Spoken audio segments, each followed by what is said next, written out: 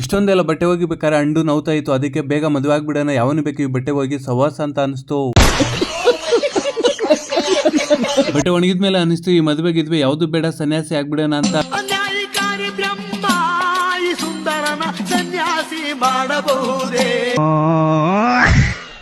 ಇದು day 6. Egg biryani ಮಾಡೋಣ ಅಂತ ಮೊಟ್ಟೆ ತಗೊಬಂದ್ರೆ ಮೊಟ್ಟೆ ಬೀಜ ತರ ಪಚ್ಚಕ್ ಪಚ್ಚಕ್ ಪಚ್ಚಕ್ ಪಚ್ಚಕ್.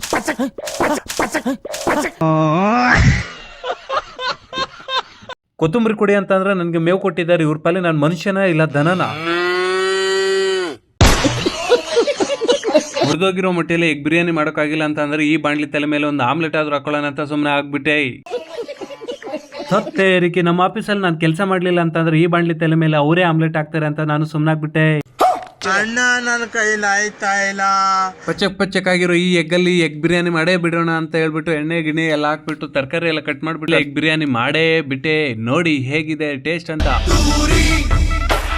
ಐರನ್ ಮಾಡ್ಬಿಟ್ಟು ರೆಡಿ ಆಗ್ಬಿಟ್ಟು ಈ ಬಾಣ್ಲಿ ತಲೆಗೆ ಕೊಬ್ಬರಿ ಎಣ್ಣೆ ಹಚ್ಚಕ್ ಹೋದೆ. ಈ ಬಾಣ್ಲಿ ತಲೆಗೆ ಕೊಬ್ಬರಿ ಎಣ್ಣೆ ಹಚ್ಚಿದ್ರು ಒಂದೇ, ಸೀಮೆಣ್ಣೆ ಹಚ್ಚಿದ್ರು ಒಂದೇ. ಈ ತಲೆಗೆ ಕೂದಲು ಯಾವಾಗ ಬರ್ಬೇಕೋ ಆಗ್ಲೇ ಬರೋದು. ಇದೆ ಇಲ್ಲೊಂದು ಸಮಸ್ಯೆ ಖಂಡಿತ ಇದೆ. ಬಾಣ್ಲಿ ಮಹಾರಾಜ್ ಕಿ ಜೈ.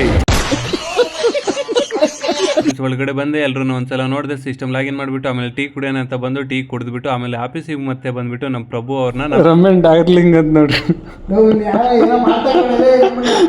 ಸಿಸ್ಟಮ್ ನ ಲಾಗೌಟ್ ಮಾಡ್ಬಿಟ್ಟು ಸೀದಾ ಬಂದೆ. ಆಮೇಲೆ ಒಂದು ಲಿವರ್ ಮತ್ತೆ ಲಿವರ್ ರೈಸ್ ತಗೊಬಿಟ್ಟು ಸೀದಾ ರೂಮಿಗೆ ಬಂದ್ಬಿಟ್ಟು ಸರಿಯಾಗಿ ತಿಂದ್ಬಿಟ್ಟು ಮಲ್ಕೋಬಿಟ್ಟೆ. ಬಾಯ್, ನೆಕ್ಸ್ಟ್ ವಿಡಿಯೋದಲ್ಲಿ ಸಿಗ್ತೀನಿ. ಬಾಣ್ಲಿ ಮಹಾರಾಜ್ ಕಿ ಜೈ.